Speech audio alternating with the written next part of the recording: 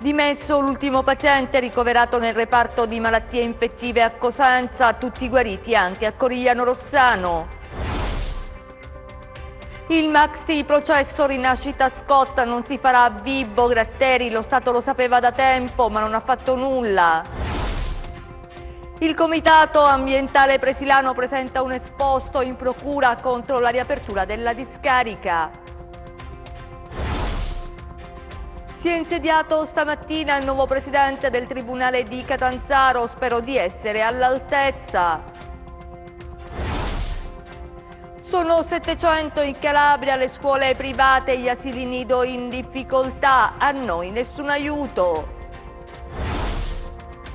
La regina corona il sogno della Serie B, soddisfazione del sindaco Falco Matà.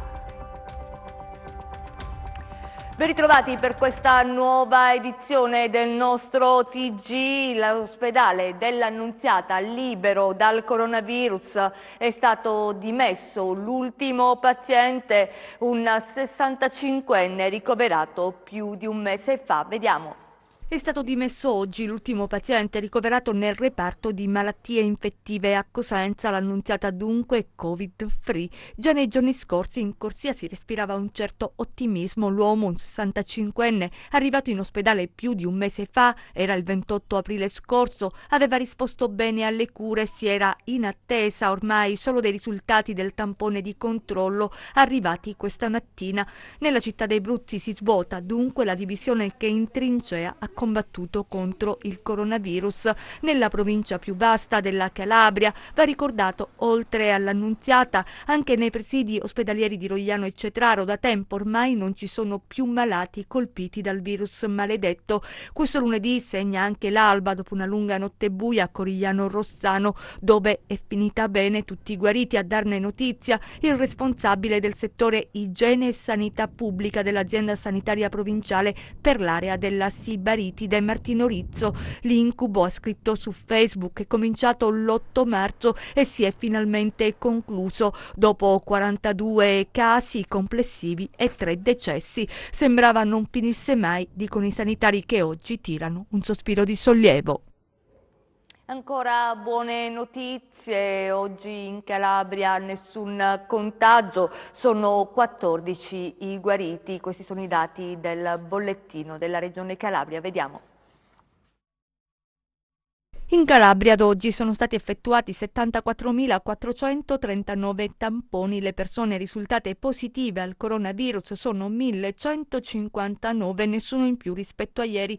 Quelle negative sono 73.280. Territorialmente i casi positivi sono così distribuiti: Catanzaro 14 in reparto, 4 in isolamento domiciliare, 165 guariti, 33 deceduti. Cosenza 1 in reparto, 42 in isolamento domiciliare, 391 guariti, 34 deceduti. Reggio Calabria 3 in reparto, 8 in isolamento domiciliare, 246 guariti, 19 deceduti. Crotone 2 in isolamento domiciliare, 110 guariti, 6 deceduti. Vibo Valentia 3 in isolamento domiciliare, 73 guariti, 5 deceduti. Dall'ultima rilevazione le persone che si sono registrate sul portale della Regione Calabria per comunicare la loro presenza sul territorio regionale sono in totale 2.911. E fin qui le buone notizie relative al Covid, restano però i problemi per la sanità. Guardate queste immagini, le ha inviate alla nostra redazione un telespettatore e testimoniano la situazione che si è verificata questa mattina al CUP dell'ospedale dell'Annunziata di Cosenza. Un solo sportello in funzione, tanta gente in fila, una circostanza non proprio idonea a garantire la sicurezza necessaria in questo periodo di emergenza Covid-19. Fortunatamente gli utenti in attesa utilizzano, come potete vedere, la mascherina e mantengono nella maggior parte dei casi il distanziamento. Cambiamo argomento. Il maxi processo scaturito dall'inchiesta Rinascita Scott non si farà a Vibo, problemi di spazio. Il procuratore Gratteri ai nostri microfoni sottolinea il Ministero era informato da più di un anno, ma non è stato adottato nessun provvedimento. Vediamo. Dove sarà celebrato il maxi processo scaturito dall'inchiesta della Procura di Catanzaro Rinascita Scott? Difficile al momento dirlo. Sono 487 gli imputati coinvolti nell'operazione scattata il 19 dicembre scorso, che ha consentito di disarticolare tutte le organizzazioni di 'ndrangheta operanti nel Vibonese e facenti capo alla Cosca Mancuso di Limbadi. All'epoca il procuratore della Repubblica di Catanzaro, Nicola Gratteri, aveva parlato della più grande operazione dopo il maxi processo di Palermo e a breve, entro il prossimo mese di luglio, sarà fissata l'udienza preliminare, ma difficilmente potrà svolgersi in Calabria. Determinazioni definitive non ce ne sono. Io so per certo che il Presidente della Corte ha scritto al Ministero già nel marzo 2019 che c'era questo importante lavoro, quindi sostanzialmente il Presidente della Corte ha messo in mora il Ministero 1 anno e 3 mesi fa. Quindi se qualcuno non ha provveduto non è un problema mio, no, lo dico con dispiacere e con rammarico. Dovrà dunque essere individuata un'aula bunker idonea. A Vibo non penso, perché anche considerando il Covid noi complessivamente dovremmo essere nella stessa stanza almeno minimo 600 persone. Quindi non ci sono questo tipo di spazi in Calabria. Ma in questi giorni tiene banco il caso Palamara, l'ex capo dell'ANM e le intercettazioni dei magistrati proprio su Gratteri. Va fermato, sta diventando patetico, una delle frasi scritte nella chat da Palamara, ma ai giornalisti che gli chiedono un commento sulla vicenda, Gratteri risponde così. Fatela quel cazzo. E restiamo a Catanzaro perché si è insediato questa mattina il nuovo presidente del Tribunale, Rodolfo Palermo, che proviene da Locri e ha detto: spero di essere all'altezza. Vediamo. È stata accolta da un lungo applauso la nomina del nuovo presidente del Tribunale di Catanzaro, Rodolfo Palermo, che dopo Locri è stato designato alla guida del Palazzo di Giustizia del capoluogo.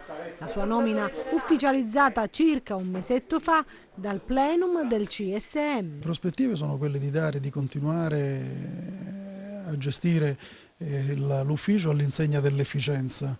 Il Tribunale deve svolgere il servizio giustizia e lo svolgerà. E Regino di Brancaleone, avendo svolto diversi ruoli nei tribunali della regione, sa come muoversi e soprattutto riprendere il lavoro dopo questo periodo di lockdown. La mia azione sarà sempre improntata all'efficienza del servizio. Il Tribunale spero che possa riprendere presto la propria attività ordinaria dopo questa fase, questa emergenza epidemiologica, e quindi speriamo a settembre di ripartire bene, normalmente. La vicenda della discarica di Celico, torniamo nel Cosentino. Il Comitato Ambientale Presilano, dopo l'ordinanza, per essere precisi la numero 45 della Presidente della Regione Iole Santelli, ha presentato un esposto in procura. Vediamo. La vicenda della discarica di Celico adesso finisce sul tavolo del procuratore Spagnuolo. Il Comitato Ambientale Presilano infatti ha presentato una denuncia contro la Presidente della Giunta regionale Iole Santelli per il reato di inquinamento ambientale. Nel mirino del Comitato l'ordinanza, la numero 45, che dispone il riutilizzo delle discariche regionali. Nel sito di Celico si autorizza lo sversamento di 300 tonnellate al giorno di rifiuti. Per il Comitato però in questo modo si mette ancora una volta a rischio la salute dei cittadini che vivono nelle vicinanze della discarica. Un sito da anni al centro di polemiche e proteste. Gli abitanti della zona più volte in passato hanno attuato sit-in per dire no ai conferimenti nella discarica, un impianto realizzato, sottolinea il Comitato, in un luogo non idoneo. L'emergenza Covid questa volta impedisce al popolo silano di scendere in strada per manifestare la contrarietà a quanto disposto dall'ordinanza regionale, ma non per questo, fanno sapere, sono disposti ad attendere in silenzio. Da qui la decisione di rivolgersi alla Procura per denunciare la governatrice della Calabria, perché, sottolineano, l'ordinanza provoca un ulteriore avvelenamento dell'aria e viola il fragile ecosistema del territorio della Presila Cosentina. Alla Procura adesso chiedono di bloccare gli sversamenti e, se necessario, il sequestro della discarica. Chiediamo semplicemente che venga rispettata la legge, una legge che lo stesso Dipartimento dell'Ambiente della Regione Calabria aveva stabilito un quantitativo minimo di rifiuti che la ditta doveva accettare. Tutta la lavorazione doveva avvenire nell'arco di 3 ore. Inoltre c'era da seguire anche l'impatto olfattivo che vietava un determinato tipo di spazzatura. Ciò invece con l'ordinanza della Santelli è stato tutto superato. Infatti lo stesso direttore dell'Amiga in un'altra intervista ha dichiarato che loro non avrebbero accettato rifiuti perché non erano disposti a trasgredire la legge. E si è rivolta al prefetto? Sì, loro si sono rivolti anche al prefetto. Inoltre volevo sottolineare che gli stessi sindaci della zona hanno fatto un'esposta al TAR e inoltre da oltre un mese avevano richiesto un incontro con la governatrice, ma di questo non abbiamo nessuna notizia, nessuna risposta. È stato trovato con una pistola e munizioni arrestato un 38enne nel Reggino. Vediamo. 30 uomini impegnati, una vera e propria task force per controllare il territorio e prevenire o reprimere reati. I carabinieri della Compagnia di Palmi e dello squadrone eliportato cacciatori di Calabria e del nucleo cinofilo di Vibbo hanno setacciato il territorio di Delianuova e le montagne circostanti. Un servizio ampio che ha portato all'arresto di Angelo Macri, 38 anni, trovato in possesso di una pistola calibro 7,65 e di circa 120 cartucce. I carabinieri erano impegnati a controllare abitazioni e terreni nella zona aspromontana. Tra questi anche la casa di Macri, che alla vista dei militari ha tentato di fuggire cercando di sfruttare l'uscita secondaria della sua abitazione, che però era stata già circondata. Al momento della cattura aveva con sé la pistola e le munizioni di cui si è detto. Nel corso di un'altra perquisizione in un garage, gli uomini dell'arma hanno scoperto 500 grammi di marijuana, una pistola calibro 7,65 con matricola Brasa e 33 munizioni. Intanto nel pomeriggio di sabato i carabinieri della stazione Parco di Gambari ed Aspromonte hanno salvato un 60enne originario di Modica, Ragusa, che si era perso all'interno del parco nel territorio di Cosoleto. L'uomo si era incamminato tra i boschi in compagnia di un amico di 64 anni originario di Catania. I due avevano perso reciprocamente le tracce. Mentre il 64enne aveva ritrovato l'orientamento, il 60enne era rimasto bloccato in un bosco. È stato ritrovato con una caviglia gonfia, ma in condizioni di salute sostanzialmente buone. 3 mesi di chiusura e futuro incerto per asili nido privati e scuole paritarie. Non tutti riapriranno dal 15 giugno come i centri estivi. Le regole anti-Covid sono stringenti e impongono investimenti e costi elevati. La ripresa è una sorta di prova generale verso settembre. Vediamo. Manca ancora una settimana all'apertura della struttura e il lavoro da fare è tanto. Dopo 3 mesi di blocco la necessità di adeguare i locali alle nuove normative. Nidi, asili privati e scuole paritarie hanno subito il lockdown e adesso faticano a ripartire.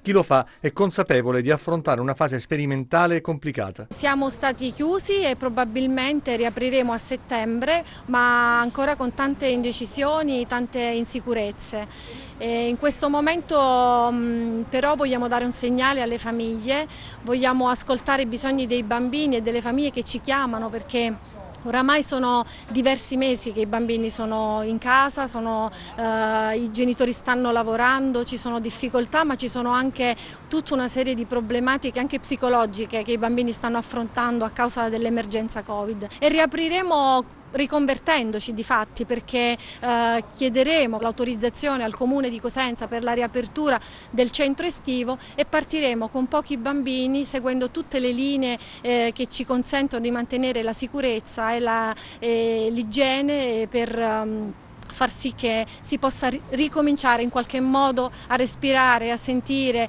di nuovo l'accoglienza di una scuola, di una comunità educativa. I comitati servizi educativi regionali 06 si sono riuniti nel Comitato Nazionale Educhiamo, che il 10 giugno protesterà a Montecitorio. Il settore chiede sostegno allo Stato e alle regioni. Nessun aiuto né da parte dello Stato né da parte della Regione. Noi non siamo rientrati nel bando Riparti Calabria perché non rientriamo con il nostro codice Ateco. Non siamo rientrati nemmeno per quanto riguarda le spese che continuiamo a sostenere rispetto ai canoni di fitto, perché noi non siamo locali commerciali e quindi non possiamo godere della detrazione. Fino ad oggi non abbiamo ricevuto nessun aiuto. Altre regioni hanno dato dei finanziamenti specifici per questo settore. Noi aspettiamo ancora che vengano istituiti dei bandi perché si possa fare qualcosa per il nostro settore. Abbiamo avuto una piccola apertura da parte dell'assessore Gianluca Gallo, dell'assessore regionale. Aspettiamo da settimane un nuovo incontro per capire se ci sono realmente, c'è realmente la volontà di aiutare queste strutture. Dei 60 bambini che in genere frequentano il centro estivo ogni anno, per il momento ne sono previsti solo 30. Le famiglie possono soffrire del bonus babysitter, sempre che i comuni si attivino pubblicando i bandi. La Regione ha stanziato fondi superiori ai 5 milioni di euro a disposizione dei comuni che ne faranno richiesta. È una realtà regionale, noi parliamo di circa 200 strutture come asili nido e di circa 500 strutture come scuole dell'infanzia, e con famiglie e dipendenti, quindi è veramente una notevole numero di persone che in questo momento è in grande difficoltà. E domani finisce la didattica a distanza, cominciano gli scrutini e gli esami di Stato, insomma un anno davvero particolare, vediamo. Le aule restano vuote anche l'ultimo giorno di scuola e online, un anno complesso per ragazzi e docenti, metodo di studio reinventato e ora la sfida degli scrutini e degli esami di Stato. Un anno scolastico direi inimmaginabile, insomma. E domani l'ultimo giorno di didattica a distanza. Direi che tutto sommato le scuole in generale hanno risposto dopo un primo periodo di sbandamento abbastanza bene. È comprensibile, diciamo, l'avvio della didattica a distanza con un piccolo disorientamento, poi le cose sono andate via via sempre migliorando. E domani ultimo giorno di didattica a distanza e domani inizio di scrutini. Iniziamo gli scrutini online. Anche questa per tantissimi, anzi quasi per tutti, come scrutini è la prima esperienza per tutti, anche se qualcuno di noi, anche il liceo Telesi, aveva già fatto alcuni consigli di classe in remoto, ma domani con gli scrutini insomma è tutt'altra cosa. Ma siamo pronti, abbiamo preparato tutto e quindi iniziamo subito con le classi quinte, di modo tale che dal 15 giugno data inizio, diciamo, esami di Stato, si riuniscono le commissioni con le riunioni preliminari, sia tutto pronto dal punto di vista sia amministrativo che pratico. A Castrovillari il flash mob dopo l'intimidazione ad un ristoratore, vediamo. Gesto che va condannato e combattuto, così Ferdinando Laghi di Solidarietà e Partecipazione all'indomani del duplice attacco che ha visto il ristorante pizzeria L'Antico Torchio di Castrovillari bersaglio per ben 2 volte di un uomo che ha sparato contro le vetrine. Esclusa la matrice estorsiva, l'uomo arrestato e tradotto presso la casa circondariale di Castrovillari dovrà rispondere del perché del gesto e per far sentire la propria voce e solidarietà non solo a chi ha subito il gesto, per condannare pubblicamente, ma anche come monito per chi pensasse di poter aggredire domani o un altro giorno. Anche l'associazione Solidarietà e Partecipazione ha organizzato un flash mob davanti il locale. Noi crediamo come Associazione Solidarietà e Partecipazione che bisogna comunque intervenire, in quanto non è pensabile lasciare la gravosità di questi gesti criminali soltanto alle forze dell'ordine, perché la nostra comunità si deve, col suo tessuto connettivo sociale, deve assolutamente essere presente per stigmatizzare i gesti di violenza così clamorosi e così gravi da qualunque parte essi provengano. Il nostro viaggio sulla strada statale 107 Silana-Crotonese, 4 gli impianti semaforici che limitano la circolazione veicolare nel weekend, lunghe code e disagi. Vediamo. È una vera e propria corsa ad ostacoli raggiungere la Sila sulla strada statale 107 Silana-Crotonese. Guardate, nel giro di pochi chilometri ben 4 impianti semaforici che limitano la circolazione di veicoli e di turisti e pendolari che nelle ultime settimane sono costretti o per svago o per lavoro ad attraversare l'arteria e raggiungere Camigliatello Silano. È mai possibile che sistematicamente di questi tempi siamo costretti a raccontarvi queste difficoltà che ogni estate, quando il traffico veicolare aumenta vorticosamente, soprattutto dopo questa fase di lockdown, gli automobilisti sono costretti loro malgrado a subire per godere delle bellezze della montagna calabrese? Occorre munirsi di tantissima pazienza. La domenica è ormai una lenta agonia fra lunghe code e disagi che mettono a dura prova la voglia di svago di tanti calabresi. Questo percorso ad ostacoli lungo la 107 fa il paio con le difficoltà che gli automobilisti calabresi e non solo incontrano nel tratto della A2 del Mediterraneo che collega la città di Cosenza alla Mezzia Terme, dove insistono numerosi cantieri con pericolosi restringimenti di carreggiata. È una strana storia questa dell'autostrada, più volte inaugurata e che non ha mai smesso di essere un cantiere a cielo aperto. Siamo allo sport, la Regina torna in Serie B dopo la decisione del Consiglio federale della FIGC. Vediamo.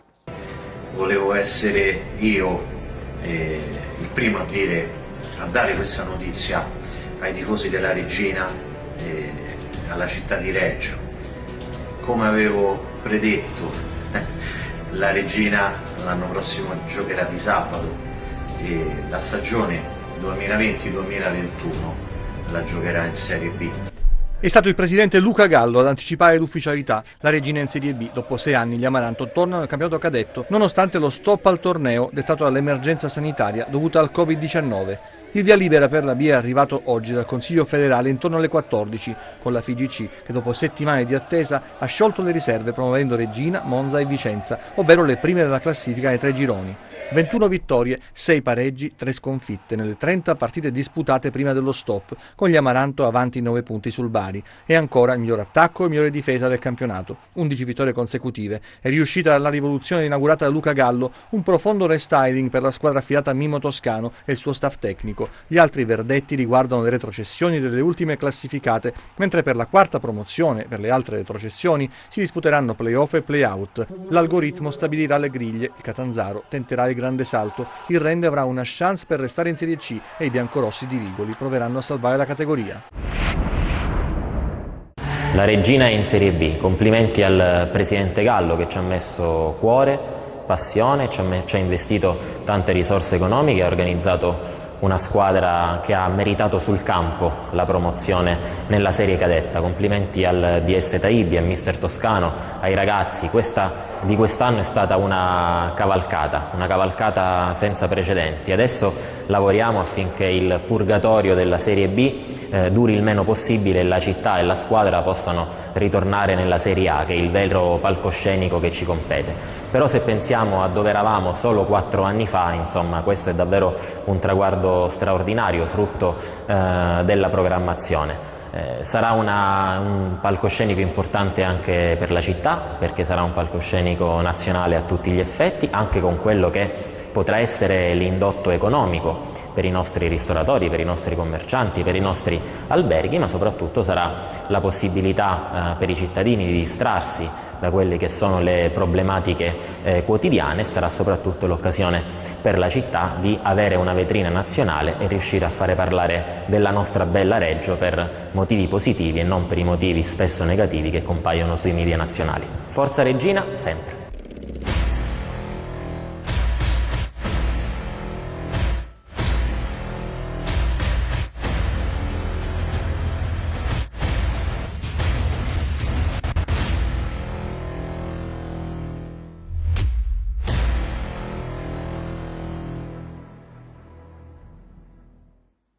E da oggi in coda al nostro TG un nuovo servizio, le ultime notizie dalla borsa. Vediamo.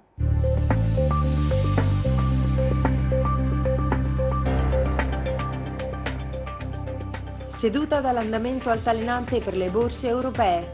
L'intervento odierno di Christine Lagarde davanti al Parlamento europeo ha sottolineato l'importanza dell'approvazione di un accordo sul Recovery Fund da parte dell'Unione Europea. Le attenzioni si spostano ora verso la riunione della Fed in programma mercoledì. Gli operatori si attendono una riconferma da parte della Fed a utilizzare tutto l'arsenale a propria disposizione per contrastare i danni economici provocati dalla pandemia. Il FTSE MIB di Milano ha chiuso la sessione in rialzo dello 0,2%, l'Ibex 35 di Madrid ha guadagnato lo 0,4%, mentre il FTSE 100 di Londra e il DAX di Francoforte hanno ceduto lo 0,2%, il CAC 40 di Parigi lo 0,4%. Oltreoceano, Wall Street viaggia in territorio positivo con il Dow Jones a più 0,9%, l'S&P 500 a più 0,5% e il Nasdaq a più 0,3%. Sul Forex il cambio euro-dollaro sale in area 1,129, mentre il cambio dollaro-yen scende a 108,57. Tra le materie prime scendono le quotazioni del greggio, con il Brent a meno 3% a 41,01 dollari al barile e il WTI a meno 3,4% a 38,19 dollari al barile. Sull'obbligazionario lo spread BTP Pund si attesta a 171 punti base, con il rendimento del decennale italiano che scende all'1,39%. Tornando a Piazza Affari, in testa Biper a più 4,8%, denaro anche su Unicredit a più 3,9% e Mediobanca a più 3,1%. Vendite invece su STM a meno 4,3% e Nexi a meno 4%. Grazie e buon proseguimento di serata.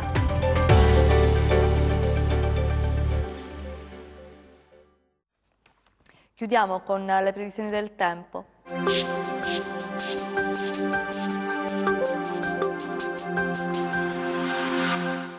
Con l'inizio della nuova settimana continueranno condizioni di estrema variabilità, in particolare sul centro-nord Italia, causata dalla presenza di un'area di bassa pressione sul nord Europa, che piloterà verso il Mediterraneo vari impulsi instabili. Sulla Calabria l'avvio della settimana vedrà tempo variabile e una debole instabilità, con temperature che nella prima parte della settimana risulteranno più o meno in linea con le medie stagionali, mentre successivamente saranno al di sotto delle medie di qualche grado.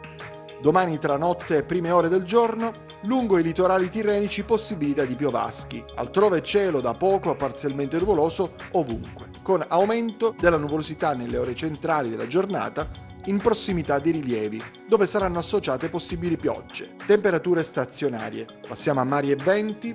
Domani mari generalmente mossi ed esclusione del golfo di Corigliano, dove risulterà poco mosso. Venti che spireranno di direzione occidentale sul Mar Tirreno e sempre dei quadranti meridionali sul Mar Ionio.